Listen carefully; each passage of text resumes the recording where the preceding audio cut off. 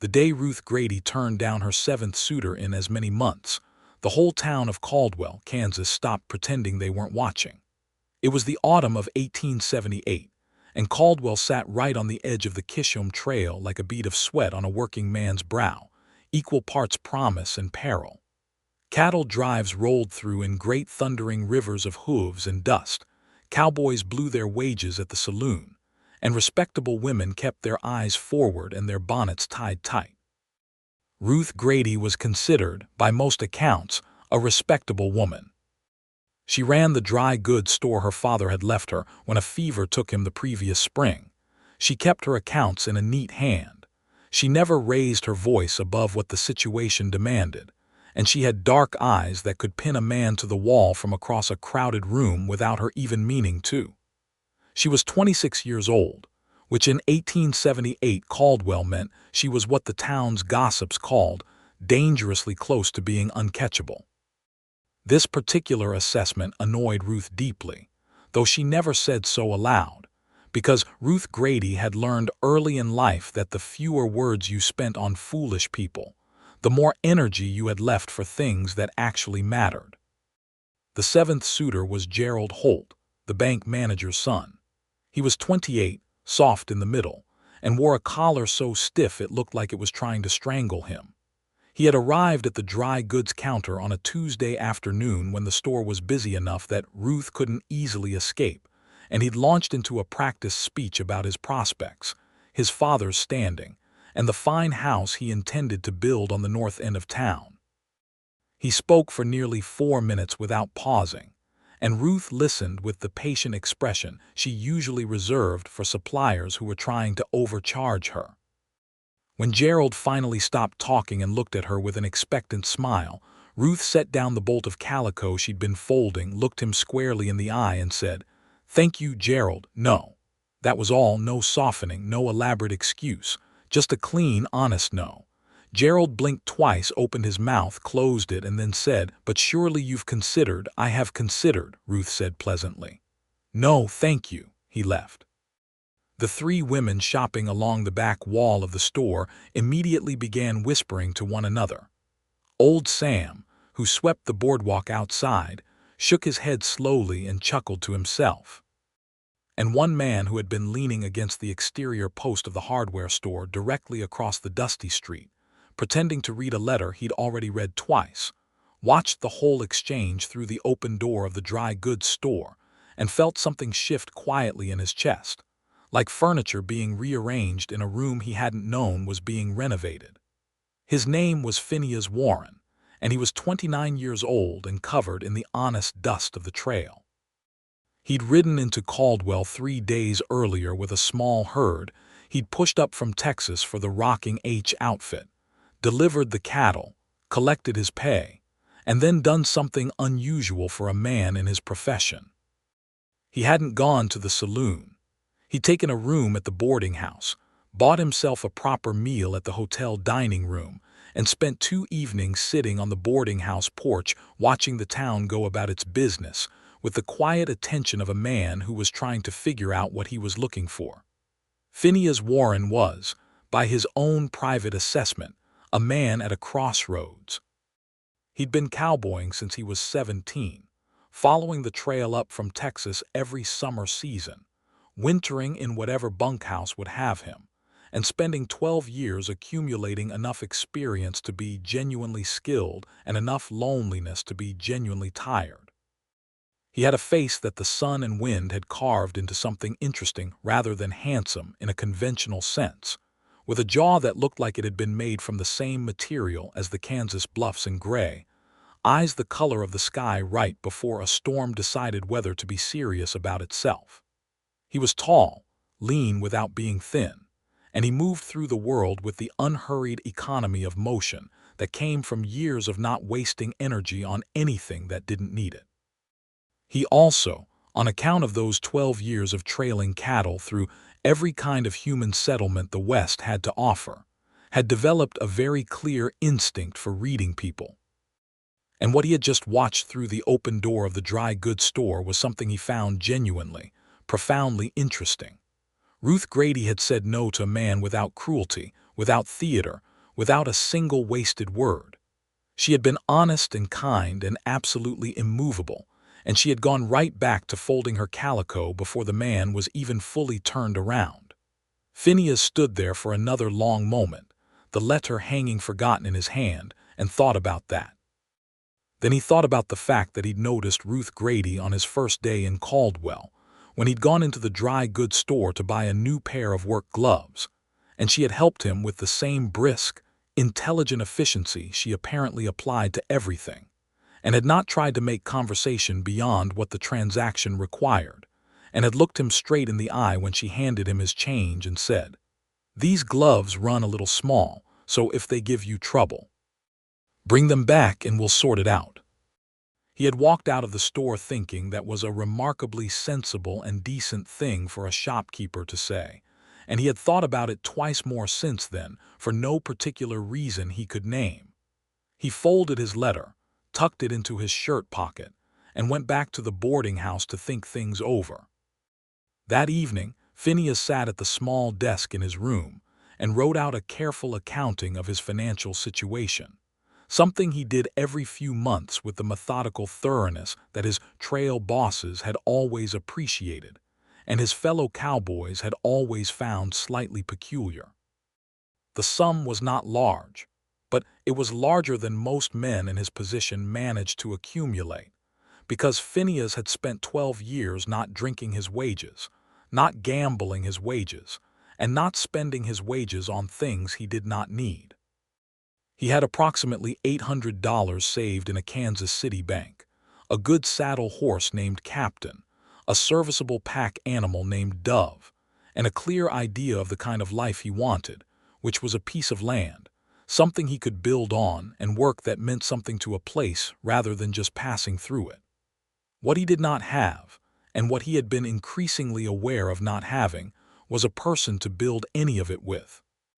He was not, by nature, a man who went looking for things in a rushed or disorganized way.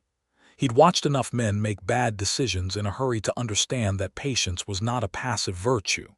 It was an active one. You paid attention, you waited for what was real, and you didn't pretend that something was more than it was just because you were lonely and it was convenient. So he did not immediately act on whatever it was that was happening in his chest regarding Ruth Grady. Instead, he went about his days in Caldwell with the unhurried confidence of a man who had a few more days to spare and no particular reason to rush, and he paid quiet, unobtrusive attention to the town and its people, and yes, if he was being honest with himself, to the woman who ran the dry goods store. He learned several things. He learned that Ruth Grady was at the store 6 days a week, always there before her young assistant Daniel arrived, always the last to leave. He learned that she bought her lunch from the hotel kitchen and ate it standing at the counter when the store was empty enough to permit it, because she didn't like to leave Daniel alone to manage things he wasn't yet confident in. He learned that she had a small house 2 streets back from the main thoroughfare, that she kept a garden despite the difficulty of keeping anything growing in the Kansas sun, and that she walked to and from the store alone every day with the squared shoulders and deliberate pace of a woman who was perfectly clear about her right to do exactly that. He also learned, from the generally free-flowing information exchange that characterized small western towns, that she had refused no fewer than 6 previous suitors over the past several months, in addition to the Gerald Holt incident he had personally witnessed. The suitors were the subject of considerable local discussion. Some people thought she was being foolishly particular. Some people, mostly women, thought she was being admirably clear-eyed. Some people, mostly older men who'd had a drink or two, thought she needed someone to make her see reason. Phineas Warren's opinion was that she seemed to know exactly what she was doing, and everyone else should mind their own business. But that was not the sort of thing a stranger said out loud in a town he'd been in for less than a week. On his 4th day in Caldwell, 3 more suitors came to call. The first was a rancher named Clement Abbott, probably in his mid-40s, with a substantial spread south of town, and a wife-shaped hole in his domestic arrangements that he had apparently decided Ruth Grady would do nicely to fill. He came into the store mid-morning with his hat in his hands and an air of considerable self-satisfaction, and Phineas, who happened to be across the street again fixing the loose buckle on Captain's bridle in front of the livery stable, could see the shape of the conversation through the store window without being able to hear the words. He watched Clement talk for a while. He watched Ruth listen with that patient, attentive expression. He watched Clement's self-satisfied posture gradually deflate as whatever Ruth was saying clearly was not the response he'd anticipated. Then Clement put his hat back on, somewhat sharply, and walked out. The second suitor arrived before noon.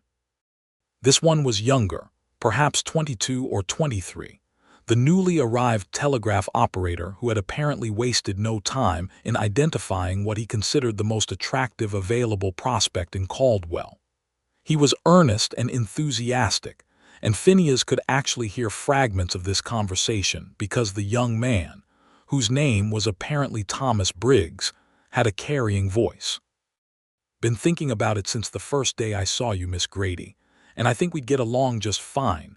Ruth's response was inaudible but clearly gentle, because Thomas Briggs walked out looking mildly crushed but not devastated, and he tipped his hat to her through the window as he went, which suggested she'd been kind about it.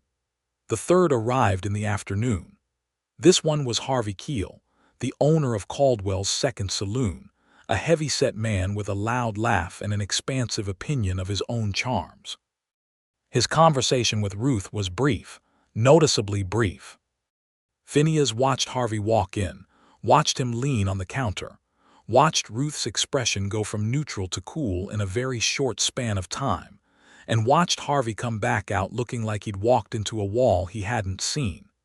He stood on the boardwalk for a moment, adjusted his vest, and walked away with the particular dignity of a man pretending he hadn't just been firmly refused.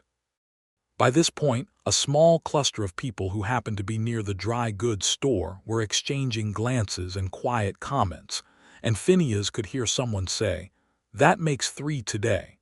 Woman must have ice in her veins." He disagreed with that assessment very strongly, but again, not his town, not his business to say so. Except that as he thought about it, walking slowly back toward the boarding house with Captain's bridle fixed properly, he found that it was becoming his business, in the sense that he had a growing opinion about it that he was going to have to do something with eventually.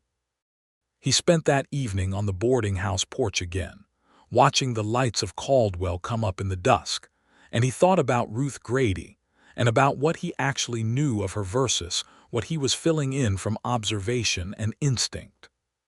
He thought about the dry goods store and the practical way she'd organized it, with the most requested items at the front, and the specialty goods toward the back where you had to go looking, which was also smart merchandising. He thought about the gloves he'd bought, and the honest, efficient way she'd handled the transaction. He thought about the particular quality of her attention when she was listening to someone, which was complete and undistractable, the sort of listening that made you feel like what you said actually landed somewhere, instead of just bouncing off a polite surface. He thought about the fact that she had said no to 7 men in less than a year, and he thought about what it must cost a woman in 1878 Kansas to keep saying no when every social force available was pushing her to say yes to someone reasonable and get on with the business of being taken care of. He thought she must be very clear about something. He thought she must have a very particular idea of what she was looking for, or a very particular conviction that she wasn't going to settle for what didn't meet it. He found he respected that enormously. He also found, sitting there in the gathering dark with the sounds of Caldwell drifting around him and Captain nickering softly in the livery down the street, that he had made a decision, not an impulsive one, a considered one, arrived at through 4 days of observation and 36 years of accumulated knowledge about himself and what he actually wanted. He was going to go into the dry goods store tomorrow morning, and he was going to say one thing to Ruth Grady, just one thing. and then she could do whatever she liked with it. He slept well that night, the dreamless, untroubled sleep of a man who has stopped arguing with himself. The next morning, Phineas woke at his usual hour, dressed with slightly more care than his usual trail-worn practicality, ate breakfast at the hotel dining room, and walked down the main thoroughfare of Caldwell in the clear October morning, with the kind of quiet, steady purpose that made people instinctively step out of his path without quite knowing why they'd done it. He was aware, as he pushed open the door of the dry goods store, that he was not the first man to walk through it with romantic intentions, and that the woman standing behind the counter had dispatched every one of his predecessors with clean efficiency. This did not discourage him. If anything, it was a point in her favor. A woman who knew her own mind was worth considerably more than a woman who said yes because the alternative felt complicated. Ruth Grady looked up from the ledger she was writing in when the bell above the door chimed. She recognized him. He could see that. A flicker of something, not quite wariness, more like alertness, crossed her face. He was, after all, one of the few people who'd been in the store recently without an obvious purpose beyond buying what they came to buy. There was a woman examining bolts of fabric at the far end of the store. Young Daniel was in the back, audibly shifting inventory. The timing was, Phineas thought, as reasonable as it was going to get. He walked to the counter. He put both hands flat on the wood, not aggressively, just steadily, the way you'd put your hands down when you meant to stay in one place for a minute. He looked Ruth Grady in the eye, and she looked back at him with those dark, direct eyes that didn't flinch or flicker or do anything other than meet his gaze with equal measure. He said, "I'm not here to convince you of anything." That was the sentence.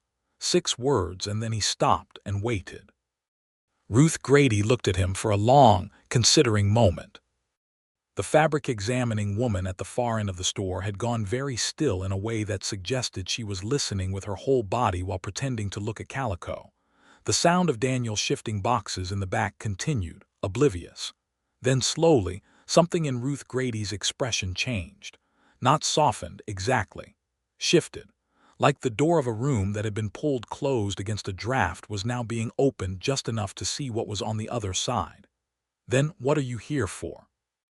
she said, and her voice was steady and genuinely curious, and absolutely without any of the polite wariness she'd been deploying against 6 weeks' worth of hopeful men. And Phineas said with the same unhurried steadiness, "I need a pound of coffee, and I wanted to tell you that you're doing the right thing." She stared at him. The very still woman at the end of the store made a small, involuntary sound. "The right thing," Ruth repeated. "Yes," Phineas said. "All those fellows who have been coming in here, you're right to say no to the ones who aren't the right ones. Don't let anyone make you feel otherwise." He straightened up from the counter. "1 pound of coffee, please. Ground fine if you've got it." Ruth Grady looked at him for another long moment, and then she did something she had not done in the store in quite some time, because the store was generally a place of business and not a place of personal feeling. She smiled. It was a small smile, barely a movement of the corners of her mouth, but it was absolutely genuine, and it changed her face in a way that hit Phineas Warren somewhere behind his sternum like a well-placed elbow. She got his coffee. While she was measuring it out, she said without looking up, "You're the one who bought the work gloves." "That's right," he said. "How do they fit?" "Perfectly. You were right that they ran small, but I sized up." She glanced up at him then, a quick, assessing look. "You took the advice." "Generally a good idea when it's sound advice," he said. She tied the paper parcel with a piece of twine and set it on the counter and told him the price, which he paid without comment, and then he picked up his coffee and said, "Thank you, Miss Grady," and walked out of the store. He did not look back.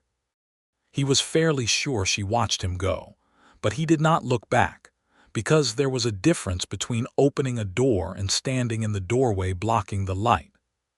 He went back to the boarding house and sat with his coffee and thought that had gone about as well as he'd hoped, which was to say it had gone honestly, and that was the only way he knew how to do things. What he had not anticipated was that Ruth Grady would think about that exchange for the rest of the day and find that she could not stop. This was unusual. Ruth was a practical woman with a practical mind and a full schedule, and she was not given to extended brooding over brief conversations. But there was something about those 6 words, "I'm not here to convince you of anything," that had cracked something open in her chest that she'd been keeping carefully sealed for quite a while now. She had been saying no to men for 8 months. She had started saying no approximately 2 weeks after her father died, and the first well-meaning suitor had appeared to point out, with the delicacy of a freight wagon, that a woman alone needed a man to manage her affairs.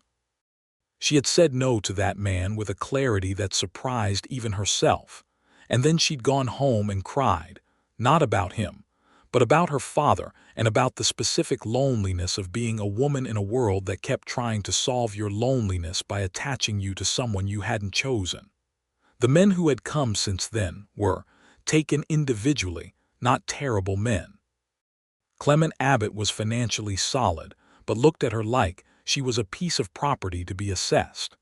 Gerald Holt talked about himself with the enthusiasm of a man who found himself endlessly fascinating. Thomas Briggs, the telegraph operator, was sweet, but 23 years old, and looked at the world with the uncomplicated optimism of someone who had not yet had it tested. Harvey Keel she simply didn't trust, on account of the way he laughed, which was the laugh of a man who thought things were funny that weren't. She had not been waiting for something impossible. She had not been holding out for perfection. She had simply been holding out for something real. And then a dusty cowboy with a careful face and a calm way of standing had walked into her store and said 6 words that were so precisely, unexpectedly right, that she'd felt them settle into the space behind her breastbone like a key fitting a lock. That evening, after she'd closed the store and walked home and made herself a simple supper, and sat at her kitchen table with the oil lamp burning and her father's Bible on the table beside her as it always was, she thought about what she knew about Phineas Warren, which was not much. She knew he'd ridden in with a trail drive 3 days before that extraordinary conversation. She knew he'd bought work gloves and sized up on her recommendation, and remembered to mention it, which was the kind of small thing that told you something accurate about a person. She knew he had a horse named Captain, because she'd heard Mrs. Patterson at the boarding house mention the trail cowboy who was so gentle with his animals that the stable boy had been following him around trying to learn from it. She knew that his face, when he'd looked at her across the counter, had been the face of a man saying exactly what he meant and nothing more, and that was rarer than almost anything she could think of. She opened her father's Bible, which she did when she wanted to feel less alone, and looked at the inscription her father had written in the front when he'd given it to her mother, "For a leaner, who makes every room more itself."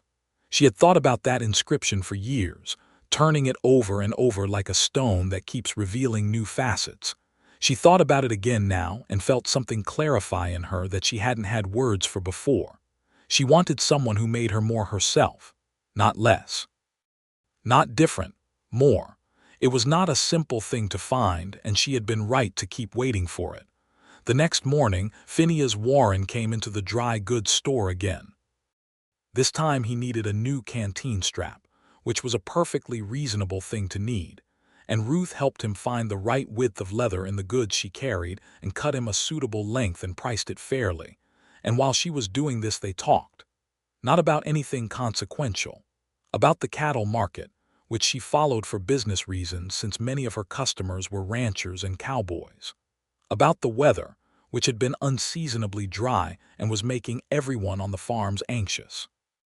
About the quality of the hardware being shipped from the eastern suppliers this season, which she found was declining, a complaint he'd heard from several outfitters along the trail. It was the conversation of 2 sensible people with things in common, and it was the most comfortable conversation Ruth Grady had had with anyone she hadn't known for years. She noticed this. She filed it away. He came back the day after that for a pair of wool socks, and the conversation was about the boarding house and whether Mrs. Patterson's cooking was as good as its reputation, and Ruth told him that Mrs. Patterson's corn bread was genuinely excellent, but that her stew occasionally required optimism that not everyone possessed, and Phineas laughed at that. A quiet, genuine laugh that she felt rather than heard, and that small sound did something entirely unreasonable to her composure, which she kept perfectly intact on the outside, while internally reorganizing itself around a new piece of information. She liked the sound of his laugh. On the fourth day, he did not come into the store, and Ruth Grady was not a woman who would ever have admitted, even to herself, that she noticed the absence of a near stranger who had come into her store 3 days running. But she did notice. It was like noticing a particular quality of afternoon light was gone, the way you notice things that become part of the texture of a day without your meaning to let them. She closed the store at 6 o'clock as usual and walked home, and almost immediately turned around and went a call on Judith Marsh, who was her closest friend in Caldwell, and who had the particular gift of listening to things that couldn't quite be said directly and understanding them correctly. Judith was 31, had been married 8 years to a farmer named Edward who was a good man and a good father to their 3 children, and she had the kind of settled, clear-eyed contentment that came not from having an easy life but from having made genuinely good choices about the hard one she had. She poured Ruth a cup of tea and sat across from her at the kitchen table and waited. "There's a cowboy," Ruth said. Judith said nothing, which was the correct response. "He's only been in town a week. He came in for supplies 3 days in a row and we talked, and it was—" Ruth stopped, reached for a word. "Reasonable," she said finally. It felt reasonable to talk to him, not a performance. "Just reasonable." "Reasonable is rather high praise from you," Judith said. "I know. What's his name?" "Phineas Warren." Judith tilted her head slightly. "Ed mentioned him, said he delivered a herd for the Rocking H outfit, said he has a good reputation on the trail, knows the Chisholm from the Red River to Abilene." She paused. "Said he's thinking about not going back." Ruth looked up. "Not going back to the trail, that's the word going around the livery. Apparently he's been asking about land. Nothing too specific, just asking what's available, what the water rights situation is, that sort of thing." Ruth sat with this for a moment. The oil lamp on Judith's kitchen table cast a warm circle of light, and the sound of Judith's children asleep upstairs was a comfortable, distant presence. Outside, Caldwell was doing its evening things, horses and voices and the far-off sound of someone's fiddle from the saloon end of town. "He said something to me," Ruth said. She told Judith about the 6 words, and about the sentence about the coffee, and Judith listened with the careful attention of a woman who understood the weight of small things. When Ruth finished, Judith said, "Are you going to do anything about it?" "I don't know," Ruth said, which was, for Ruth Grady, practically the same as saying yes. Phineas Warren had not come to the store that day because he had spent the day riding out to look at a piece of land. He had heard about it from the man at the land office, who had mentioned a homestead claim north of town about 6 miles, 160 acres with good creek access, and a small house already built by the previous claimant, who had given it up and gone back east after a difficult first winter. The price was within reach if he committed his savings to it, which was a serious commitment to make for a man who had been moving since he was 17. He rode out on Captain in the clear October morning, and found the land and sat on his horse in the middle of the flat, golden-grassed field for a long time, looking at the creek line marked by cottonwoods going yellow in the fall, and the small house with its weathered boards and its south-facing porch, and the sky that went on in every direction with the particular vast openness that was either terrifying or beautiful depending entirely on the state of your soul. To Phineas, it was beautiful. It had always been beautiful. The openness was the thing he had loved about the trail, even on the days when he hated everything else about it. But he'd come to understand over the past few years that you could love a landscape without needing to always be moving through it. You could choose a piece of it and go deep into it instead of wide across it, and that depth could be its own kind of richness. He rode back to town in the late afternoon thinking about the creek and the cottonwoods and the south-facing porch, and he was thinking about those things, and also, beneath those things and maybe more important than them, about what a life in a place could be if you were building it with someone whose company felt like coming into a warm room after a long day in the cold. He went to the land office the next morning and had a long conversation with the clerk, a methodical young man named Abe Foster who walked him through the paperwork with painstaking care. By the end of the conversation, Phineas had made an offer on the homestead and was told to come back in 3 days for the answer. He walked out of the land office into the bright October morning and stood on the boardwalk for a moment, feeling the particular aliveness that came from making a real decision, and then he walked down to the dry goods store. Ruth Grady was behind the counter checking an invoice against a recent delivery, and she looked up when the bell chimed, and for just a fraction of a second, before her face arranged itself back into its usual pleasant professional expression, something lit in her eyes that Phineas noticed very clearly and stored very carefully. "Mr. Warren," she said, "what can I help you with today?" "Seeds," he said. "Spring planting varieties if you carry them." She paused. "You're planning to be here in the spring?" "I'm hoping to be," he said. "I made an offer on the Hendricks homestead north of town." There was a moment of genuine, unguarded surprise on her face. Then she said, "That's a good piece of land, good water access." "That's what I thought," he said. She moved to the back of the store where she kept her seed stock, and he followed, and she showed him what she had in terms of winter rye for cover cropping and the spring varieties she'd be getting in with her February order. And they talked about the soil composition north of town, which she knew something about from conversations with her farming customers, and about what grew well in that part of Kansas, with its particular combination of good rainfall seasons and brutal drought years. It was a substantive, useful conversation, and somewhere in the middle of it, between the discussion of hard red wheat and the question of whether the soil was better suited to sorghum than corn in a dry year, Ruth realized they were no longer standing on opposite sides of the counter. They were standing side by side at the shelf of seed packets, and this had happened gradually enough that neither of them had noticed the shift, and she did not step back. When they'd covered the relevant ground, she turned back toward the counter and he followed, and she wrote down the varieties he wanted to add to her February seed order and told him she'd have them by March at the latest. He said that would be fine. He paid for 2 items he'd found he genuinely needed while they were talking, a new tin for coffee storage and a small hand level for the housework he was already mentally beginning to plan. At the door he paused and said, "Miss Grady." She looked at him. "Would you want to walk out with me on Sunday if you're not otherwise engaged?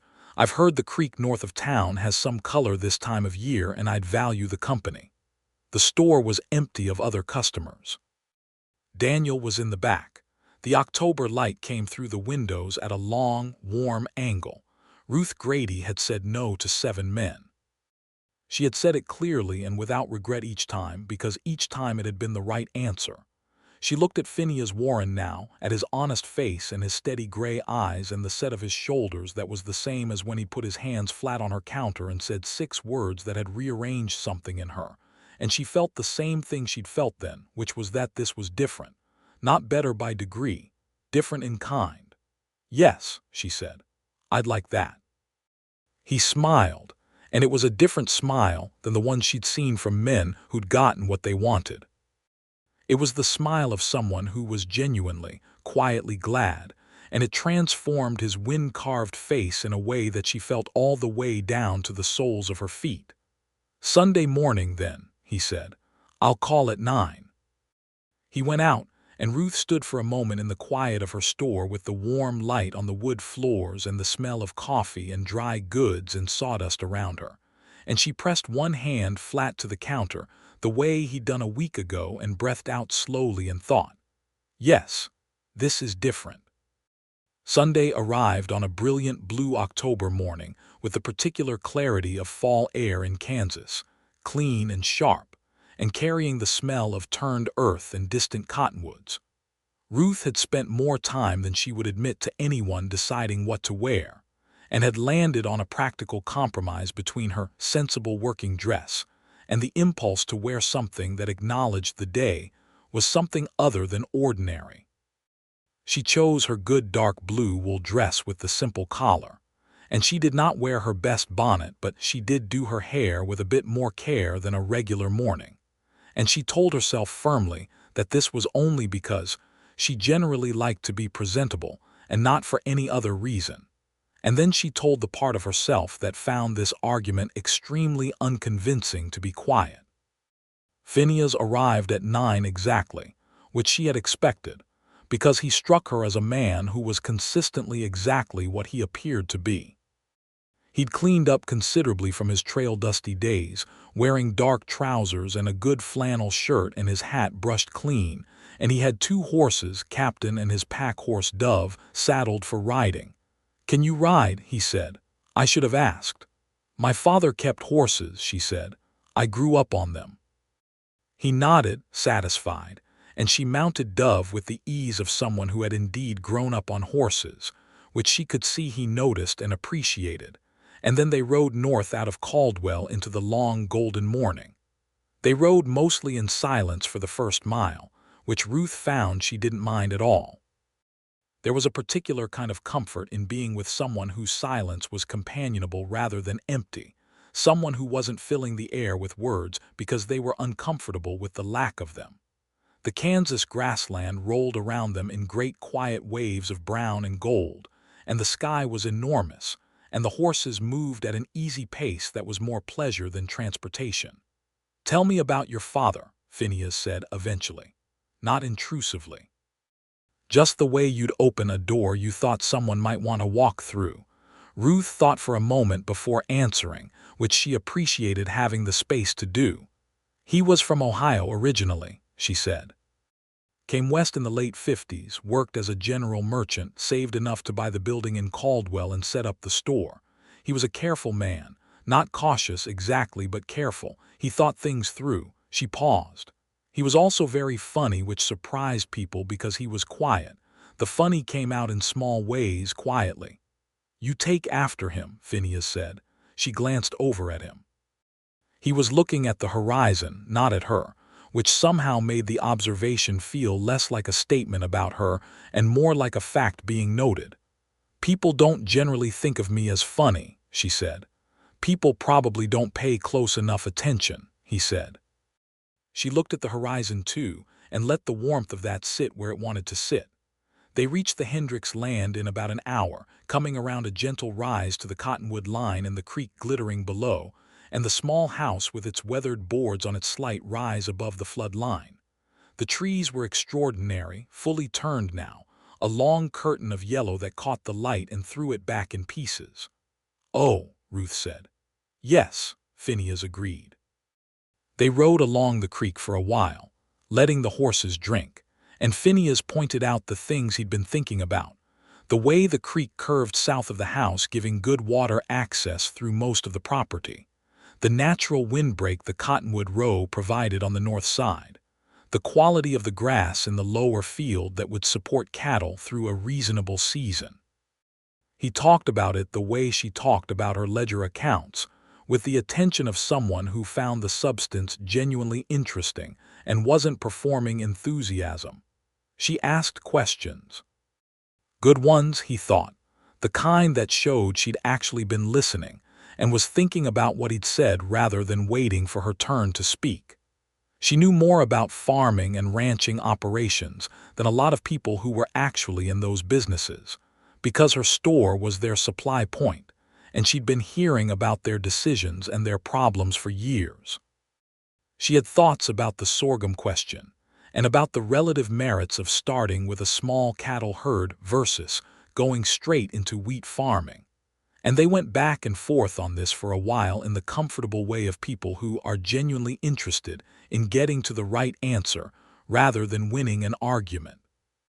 Eventually they dismounted and walked along the creek bank while the horses grazed, and the October light came through the yellow cottonwood leaves in pieces, and the creek talked to itself over its stones, and Ruth thought that she could not remember the last time she'd spent a morning that felt this complete.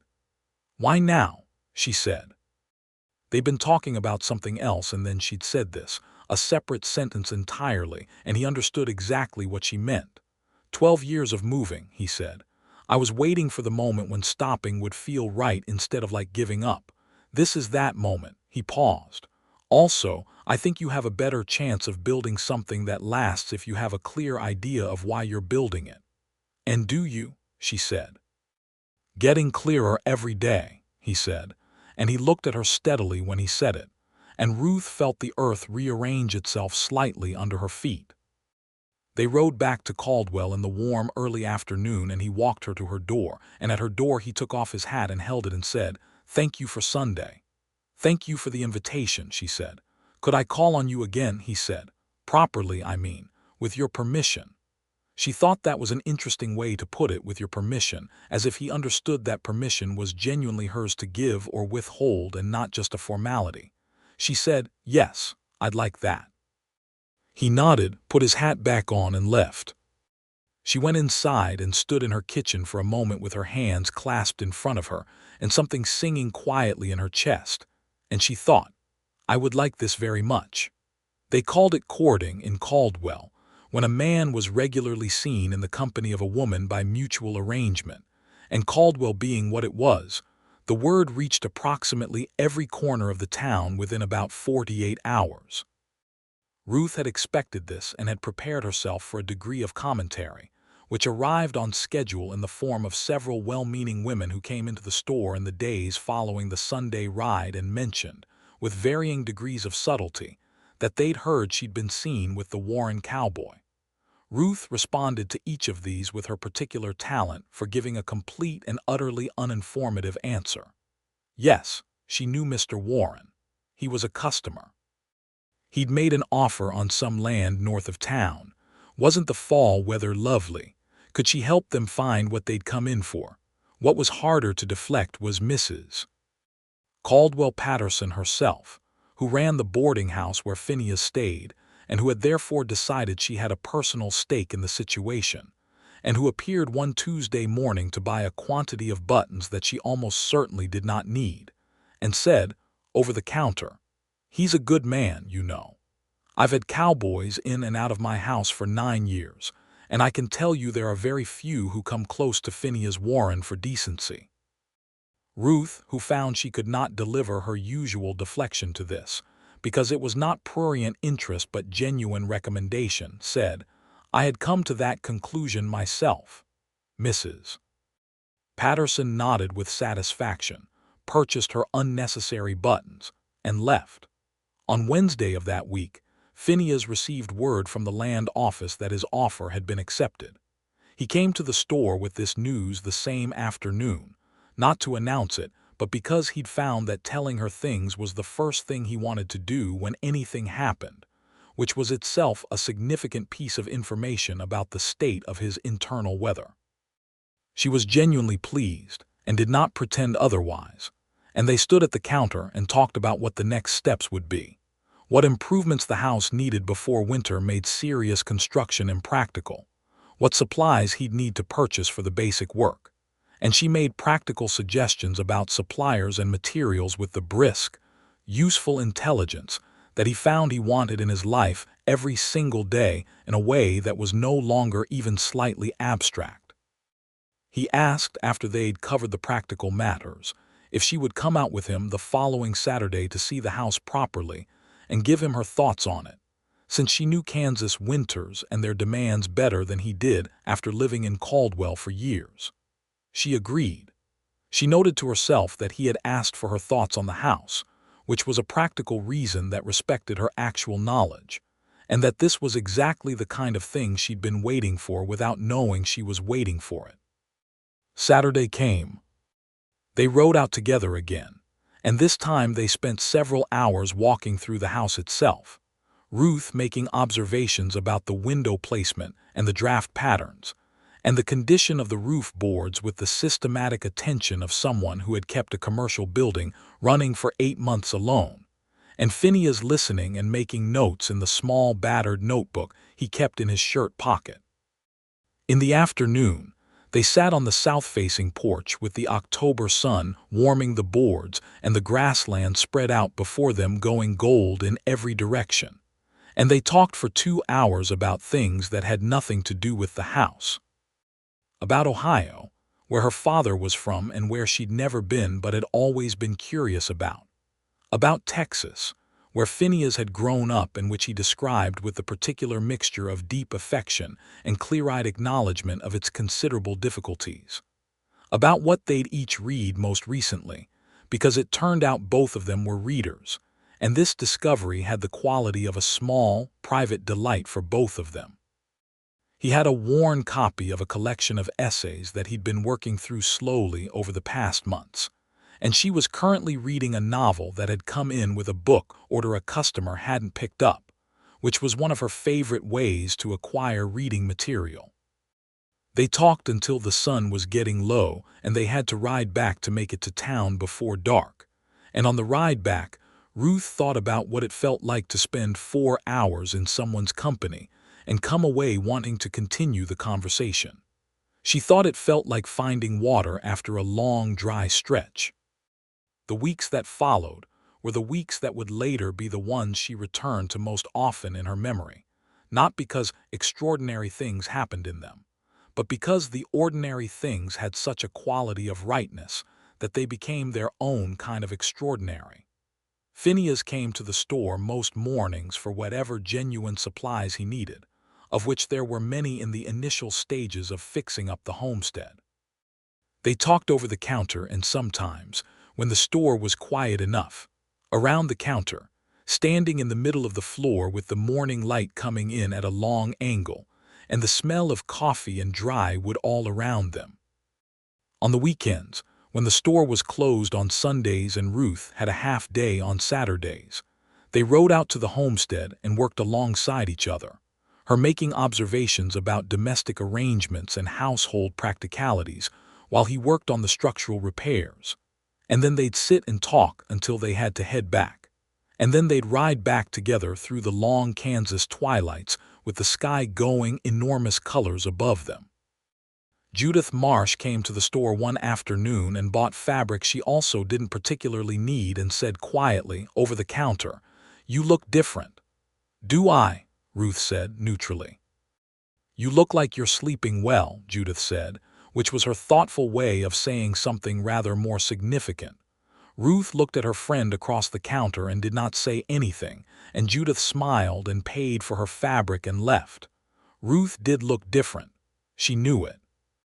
She didn't look different in the ways the town gossips were suggesting, with the arch commentary about whether the cowboy would actually put down roots or ride on when spring came, because this was the uncharitable reading that people who wished things to be smaller than they were always arrived at eventually. She looked different because something in her that had been held at careful tension for the better part of a year was gradually, quietly releasing, and the person emerging from that release was more of herself than she'd been in quite some time. She was also thinking, with increasing frequency and decreasing ability to dismiss the thought, about what it would mean to spend the rest of her life with Phineas Warren. She was not a woman who thought in small increments about things like this. She thought in full sentences and paragraphs, and the full paragraph of the thought was, if this continues in the direction it is going, and every indication is that it is going in that direction, then at some point a decision will need to be made, and I am finding that I know what that decision is and that I am not afraid of it. This was new. She had not known before Phineas what it was to be unafraid of the idea of sharing her life with someone. She had suspected that meant she simply had not met the right person yet, and she had been correct, and there was a clean satisfaction in being right about a thing you'd held to despite substantial social pressure to reconsider. In early November, Phineas had a conversation with Ruth that was not about the house or the land or the store or the practical details of their days.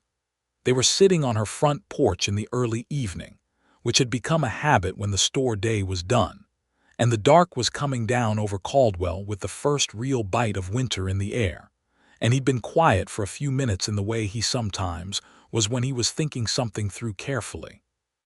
Then he said, "I want to tell you something, and I want to be clear that I'm not saying it to put pressure on anything, only because I think honesty is better than dancing around something." She turned to look at him. He said, "I love you, Ruth. I know that might be fast by anyone's accounting, but I've lived enough life to know what real things feel like, and this is a real thing. I wanted you to know it." The night was very quiet around them. Someone's dog barked twice, 3 streets over, and then stopped. Ruth Grady, who had declined 7 men in 8 months, who had held the line of her own knowing against every kind of social and practical pressure, who had learned to say no with perfect clarity, and had been waiting for the moment when yes would be equally clear, felt the yes rise in her like water rising in a spring, clean and certain from some deep source. She said, "I love you too. I have been trying to be sensible about it for 3 weeks and it hasn't worked." He looked at her with those storm-gray eyes, and she saw in them the same thing she imagined he was seeing in hers, the recognition of a real thing, mutual and solid and not requiring anyone to be convinced. "Good," he said, very quietly. Then he reached over and took her hand, and she let him, and they sat in the dark of the November evening with their hands clasped, and the town of Caldwell going about its night around them. And Ruth thought that this was what she'd been holding space for, not a rescue or a solution or a filling of absence, but this exact thing, someone sitting beside her in the dark who made her more herself. November turned into December, and December in Caldwell was a serious business. The first real snow came in the 2nd week of the month, a proper Kansas blizzard that came out of the north with a seriousness of purpose, and laid itself across the plains in great white waves. Phineas, who had made enough progress on the homestead to have it weathertight, moved out there just before the snow came, which was something they'd discussed practically, and both agreed was the right move despite the distance it put between them. He rode into town most days when the weather permitted, on the Chisholm Trail's winter sluggishness, and he came to the store and they managed their daily conversation as they had been doing. And on the days when the weather truly didn't permit the ride, he wrote her letters. He was a good writer. This was not something she'd anticipated, though in retrospect it was consistent with everything else about him. His letters were not elaborate. They were the same as his speech, direct and honest, and occasionally, in the small, unexpected ways she'd come to recognize as his particular brand of humor, very funny. He wrote her about the homestead in winter, about the sound the wind made coming off the North Flat, about the quality of the silence in the mornings after a snow when the world was turned down to almost nothing, and the cottonwoods stood in their winter white along the creek. He wrote her about what he was planning for the spring, and the plans were always specific and well considered and included, without fanfare, the assumption that they would be made together. She wrote back with equal regularity and less expected ease. She had not thought of herself as a letter writer, had always found correspondence somewhat laborious, but found that writing to Phineas was simply another version of talking to him, which was the easiest thing she did most days. She wrote about the store and about Caldwell's winter character, which was considerably quieter than its trail season character, and had a different quality of life to it, more interior and more honest, she thought, as if the town relaxed into something more real once the cattle and the cowboys and the commerce of summer had moved on. She also, in one letter in late December, wrote about her father. More than she usually spoke of him, because there was something about letters, about the particular intimacy of words on paper sent to a specific single reader, that loosened things she kept carefully in place in ordinary speech. She wrote about who her father had been and what she had learned from him, and about the loneliness of the months since his death that had nothing to do with being unmarried and everything to do with having lost the person who understood her best. Phineas's reply to that letter was the one she kept in the small rosewood box where she kept her few precious things. He had written, "I understand now why you waited." A person who has been known that well knows the difference between being understood and being managed. You were right to hold out for understanding. Christmas came quietly. Ruth spent it with the Marsh family, who had become her closest approximation of family in the absence of her own, and Phineas came into town for Christmas dinner, which Judith had invited him to with the warm, unsentimental generosity that was her particular gift. He sat at the Marsh table with Ruth and Edward and the three Marsh children, who had decided they liked him for the simple and accurate reason that he listened to them when they talked and did not speak to them in the patronizing way some adults did. And after dinner, they all sat around the Marsh parlor fire, and the children fell asleep one by one, draped across various pieces of furniture in the artless way of children. And the four adults talked quietly about the year and the next year and the world as it was and as it might be. Walking home through the snow that night, their breath visible in the cold air, Ruth said, "You're good with children." "I like children," Phineas said. "They generally mean what they say." She laughed, and her laugh in the cold winter night was the most alive sound either of them had heard in a while, and he stopped walking and turned to look at her in the snow-reflected moonlight and said, quietly, "Marry me, Ruth." She stopped too. They stood in the empty street with the snow around them and the moon above and Caldwell sleeping in all directions. "Yes," she said. "Obviously." He laughed too then, that quiet, genuine laugh she had come to love the way you love the particular light of a specific time of day. And then he pulled her toward him and kissed her, properly and honestly, right there in the middle of the snow-covered street in Caldwell, Kansas, in the last week of December 1878. They were married in February 1879, on a clear, bright morning when the snow was still on the ground. But the sky had that particular quality of late winter light that carries the first rumors of spring in it.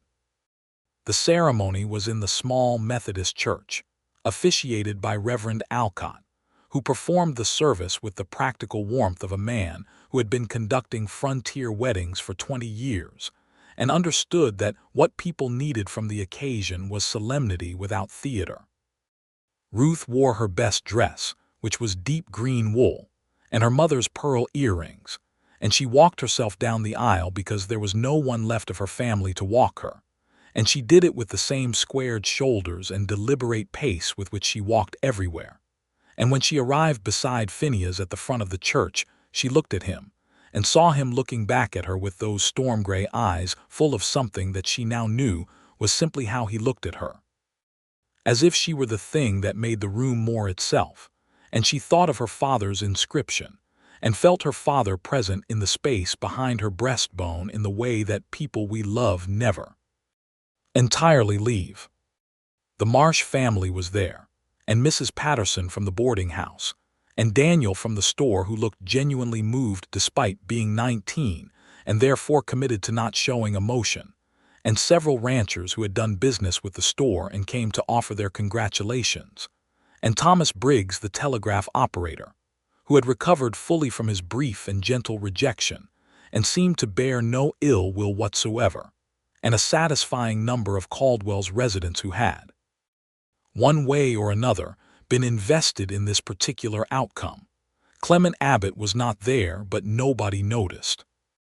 After the ceremony there was a small gathering at the Marsh house, because Judith had organized it with her characteristic quiet efficiency, and there was food and conversation, and the children ran underfoot, and eventually Phineas and Ruth slipped out into the late afternoon to begin the ride out to the homestead, which was their home now.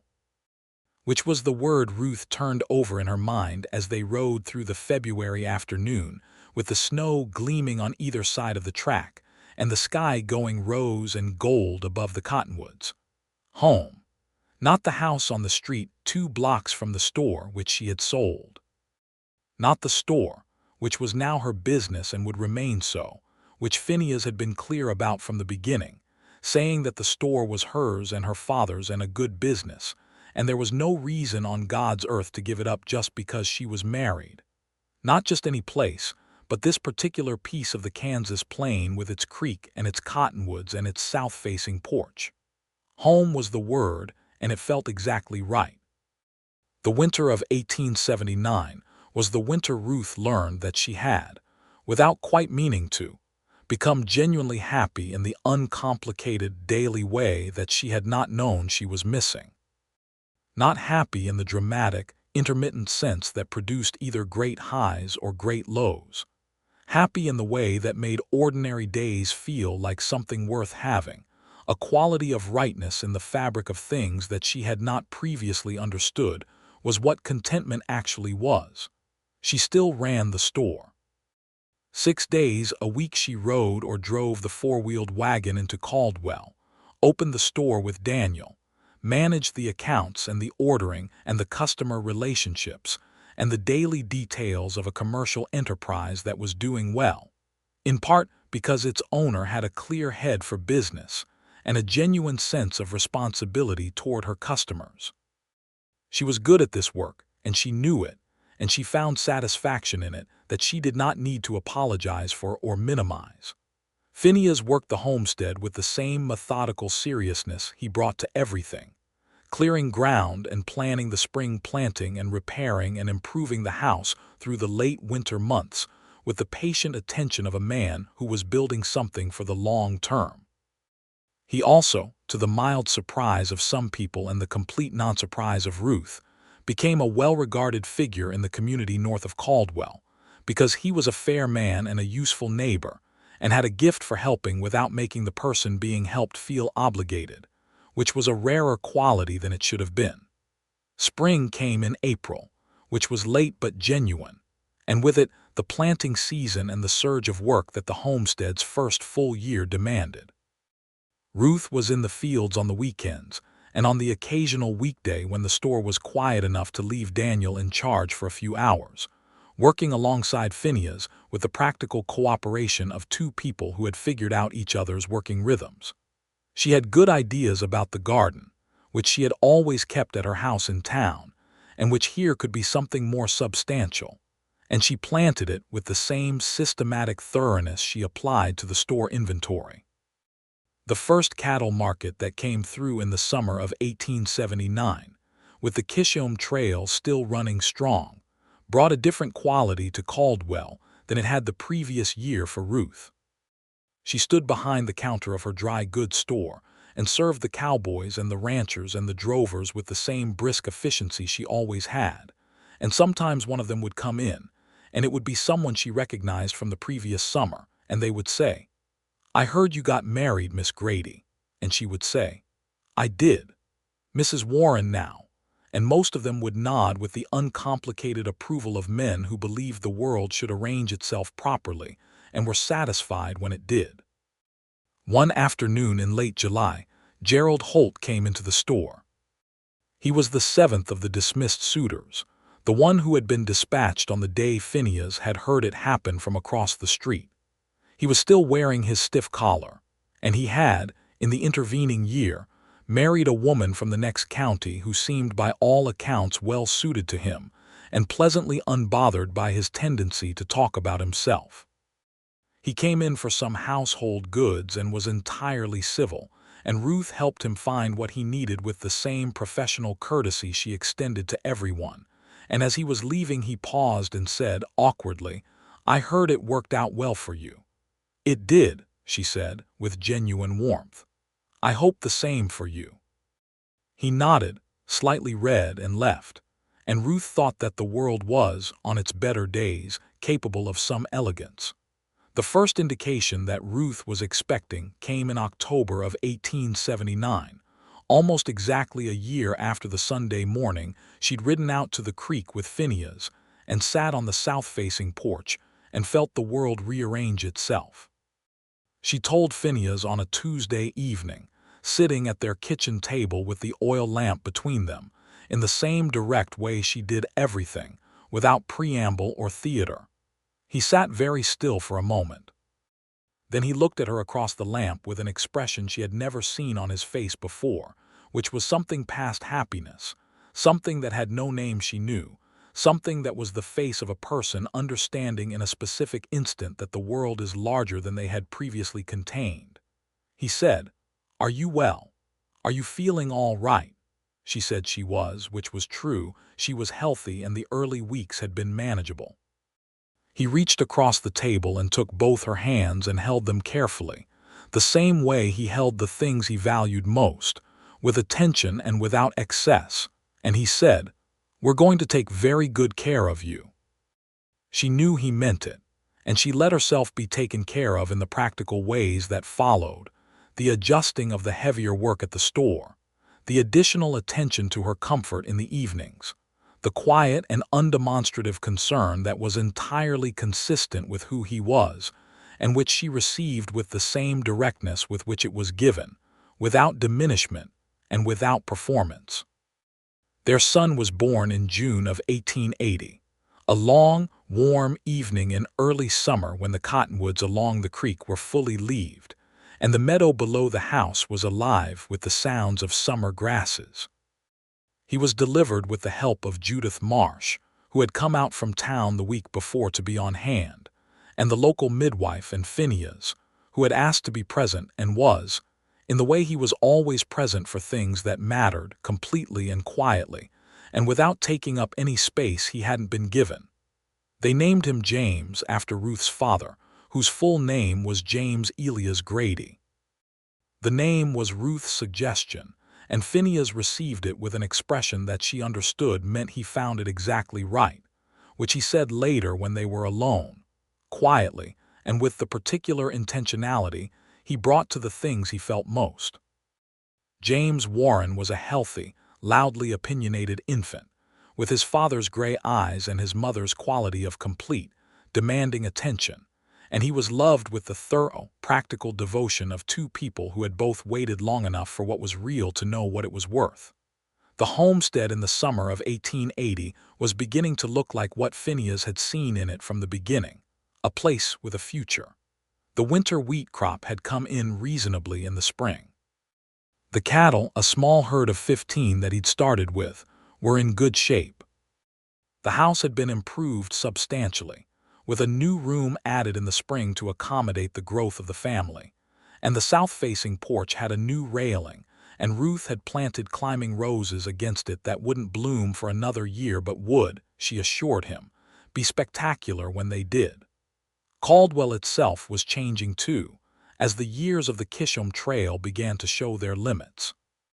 The railroad was pushing further into Kansas, changing the roots of the cattle trade, and the wild character of the trail years was beginning to give way to something more settled, which was, depending on who you asked, either a loss or a gain. Ruth thought it was both, which was usually the honest answer to questions framed as either-or. She had kept the dry goods store through all of it, expanding slightly in 1880 to carry a wider range of farm equipment supplies, as the population around Caldwell became more permanently agricultural and less seasonal. She had hired a second assistant to help Daniel, a young woman named Clara who was sharp and reliable, and whom Ruth was training with the same patient exactness that her father had trained her. One afternoon in the fall of 1880, Phineas came into the store to pick up a supply order and found Ruth behind the counter teaching Clara the correct way to balance the weekly account ledger, walking her through the process with the clear, step-by-step explanation of someone who remembered exactly what it was like to learn something new and did not assume prior knowledge. He stood near the door for a moment, watching her, and thought about what he'd said in his letter that December, that she'd been right to hold out for someone who understood her rather than someone who managed her. He thought about that observation and about how much he had come to understand about what that actually meant in practice. He went to the counter when Clara had moved away to the back of the store, and Ruth looked up at him with the expression she always had when he came in, a particular warmth that she didn't display as performance, just as fact, the way she displayed all her facts. He said quietly, "You know what I was thinking," she said. "I rarely do until you tell me." "I was thinking that this is exactly what I wanted," he said. "When I was sitting on the boarding house porch trying to figure out what I was looking for, this is exactly it." She looked at him for a moment, across the counter, The way she'd looked at him across the counter more than 2 years ago when he'd walked in with his hat off and said 6 words that had opened a door she'd thought she'd have to keep standing in front of indefinitely. "So did I," she said. "I just didn't know it yet." He bought his supplies and went, and she watched him through the window as he walked down the Caldwell boardwalk toward the hitching post where Captain was tied. And she thought about the morning he'd first said those 6 words, and the moment she'd said yes to the Sunday ride, and the December night in the snow, and every morning since, when she had woken up to the life she was actually living. And she thought that being right about something was a satisfying and very particular pleasure. And that the best thing about it was that it didn't diminish with time. It grew. James Warren grew up to be the kind of child who asked questions constantly and listened to the answers with genuine interest, which his parents found delightful and which occasionally exhausted everyone else in his vicinity.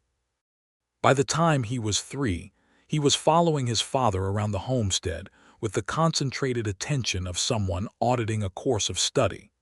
And by the time he was 4, he had opinions about the best places to water the cattle and had communicated them at some length to anyone who would listen.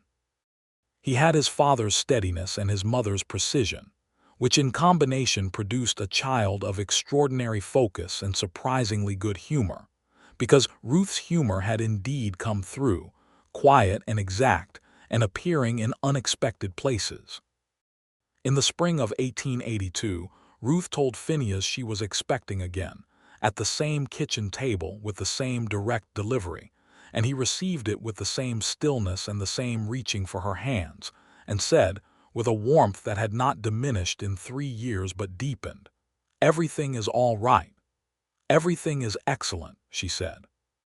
Their second child arrived in November of 1882, a girl they named Eleanor after Ruth's mother, who had died when Ruth was young enough that she carried her mostly as a feeling rather than a memory.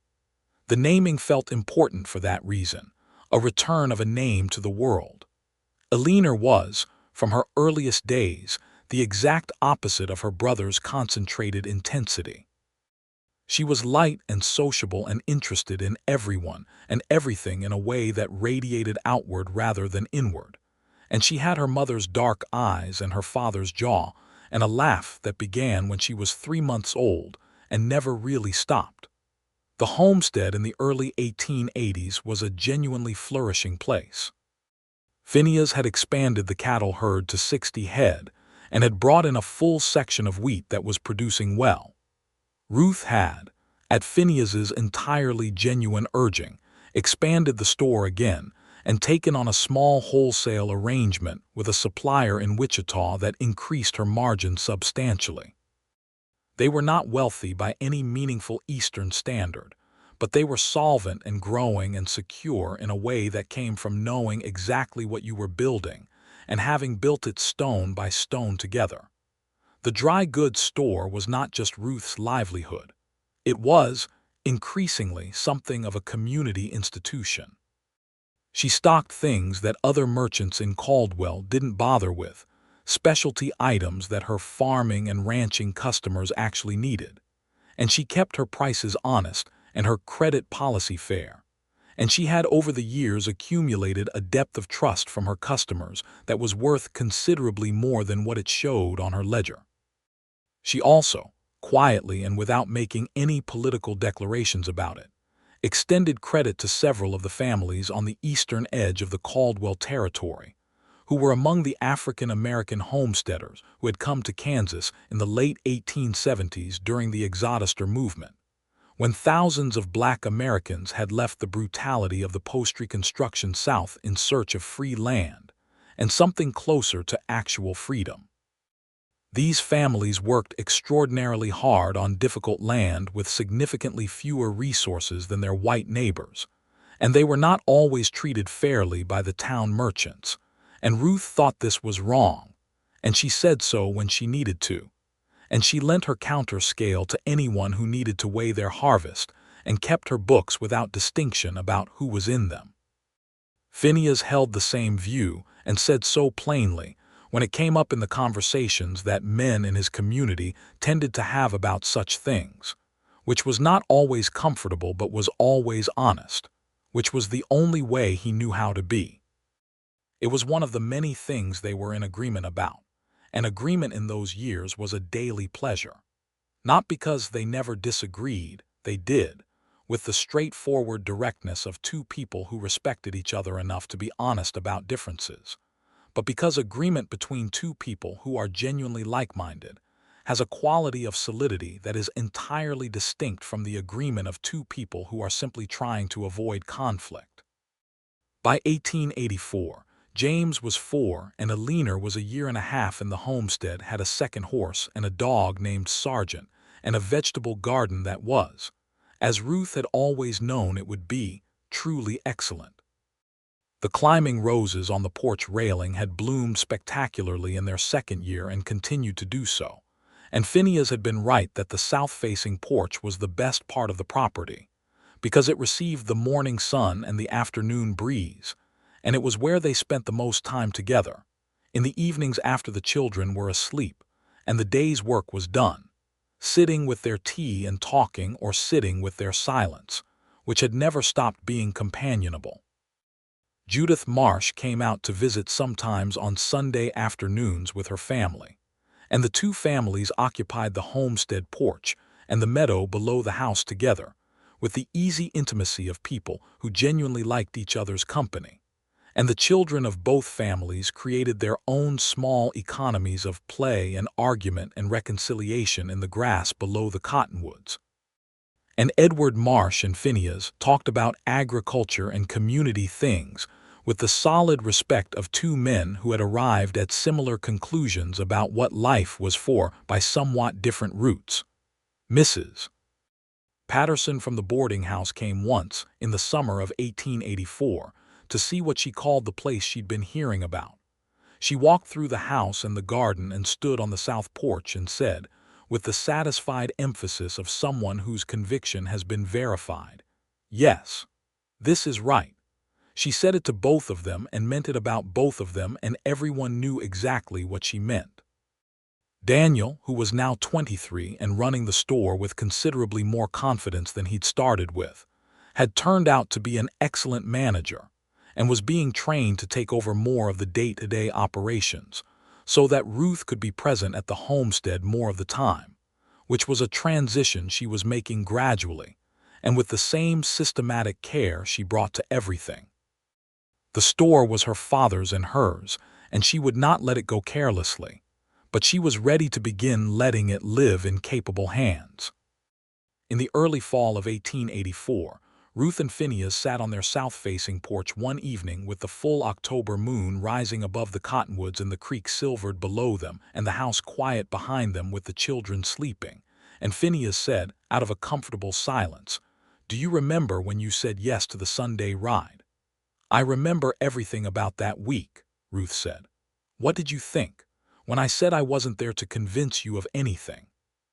She was quiet for a moment, thinking about how to say it correctly. "I thought that you were the first person who had come into that store in a very long time who wasn't trying to make me into the answer to their question," she said.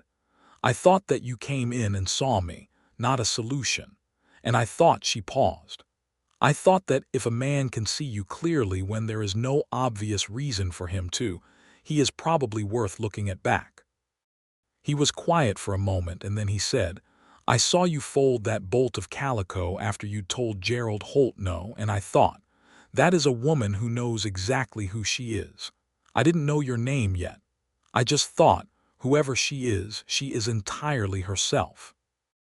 Ruth looked at the moon over the cottonwoods and thought about her father's inscription, "For a leaner who makes every room more itself," and thought that the world was, in its better moments, genuinely and specifically miraculous. "You make me more myself," she said. He reached over and took her hand, as he had done on many evenings on this porch, with the same careful attention he brought to everything. "So do you," he said, "every single day." The October moon continued to rise above the Kansas plain, enormous and clear, and the cottonwoods stood in their yellow autumn beauty along the creek, and the homestead that had been a weather-beaten stranger's abandoned claim when Phineas first rode out to look at it was now unmistakably a home, in the fullest sense of that word, meaning the place where the people inside it were the most themselves. Caldwell would continue to change, as all towns on the edge of the frontier changed, the cattle trail growing quieter as the railroads moved south, and the homesteaders claimed the open range, and Kansas became something different from what it had been in 1878. Ruth's dry goods store would adapt with the town, as good businesses do, and Ruth would eventually let Daniel take the primary management of it in the early 1890s, and become what might reasonably have been called a senior partner, coming in 3 days a week to keep her hand in and maintain the relationships with the suppliers she'd built over years. James Warren grew up on the homestead and learned to read by lamplight from his mother, and to read the land from his father, and turned out to have a genuine talent for the agricultural calculations that were increasingly scientific by the turn of the century. Eleanor Warren grew up with her mother's precision and her father's steadiness and her own particular quality of warmth that drew people toward her like a fire in a cold room, and she became the kind of woman who, when she walked into a gathering, made it more itself. Sergeant the dog lived 11 years and was replaced by another dog named Captain, in the horse's honor, since the original captain had died at 21 after a long and well-tended life, which was an excellent age for a horse and spoke well of the care he'd received. The climbing roses on the porch railing bloomed every summer for 30 years and were eventually trained along both sides of the front of the house, and became one of those things that people who knew the Warren homestead described first when they were trying to give someone directions to it. Phineas and Ruth Warren grew old on the south-facing porch, talking and sitting in companionable silence and watching the Kansas seasons turn above the cottonwoods, and they grew old in the way that people who were always entirely themselves with each other grow old, which is to say without diminishment, without the gradual erosion of personhood that happens when you spend decades performing rather than being, but instead with a quality of deepening, as if each year added something rather than removed it. They were not a particularly extraordinary pair by the accounting of the world, which kept its ledgers of wealth and position and public accomplishment. They were a woman who ran a dry goods store and then supervised one, and a man who had been a trail cowboy and became a farmer, and they lived on 160 acres in Kansas, and raised 2 children and kept a good garden and were honest in their dealings and fair in their community, and were, by the only accounting that Ruth had ever found convincing, which was whether the people you loved knew it, and whether the life you were living was the one that was actually yours, extraordinarily rich. The south-facing porch, the cottonwood line, the creek in every season, frozen and bright and flooding and low, and clear in late September when the light came at exactly the angle that turned it briefly to gold, the smell of coffee in the morning, the way he still, after 30 years of marriage, put his hands flat on the table when he was thinking something through that he intended to say carefully. The way she still, when she walked into a room that he was in, had that particular quality of arrival that he had noticed the very first time without knowing what it was. These were the contents of a life. On a morning in the late fall of some year in the 1900s, when the world was already becoming something different from the world they'd come up in, and the frontier of their young years was a memory that their grandchildren regarded with something between romance and disbelief, Ruth and Phineas sat on the south-facing porch with the last of the roses bright in the October morning, and the cottonwoods fully yellow along the creek, and 2 cups of coffee between them. And the house was quiet around them in the way houses are quiet when the children who filled them have grown and gone and the quiet is not empty but full. Ruth said, "Do you know what I remember from that first morning?" He said, "Which morning?" "When you walked into the store and said you weren't there to convince me of anything." "I remember," he said. "I remember thinking," she said, "that nobody had ever said anything to me that was quite so specifically the right thing. Not because it was romantic, because it was honest. He looked at her across his coffee, with the gray eyes that were somewhat more weathered now but still carried that particular quality of seeing her clearly, and he said, "It was the only thing I knew to say that was true." "That's exactly it," she said. "That's exactly why it was right."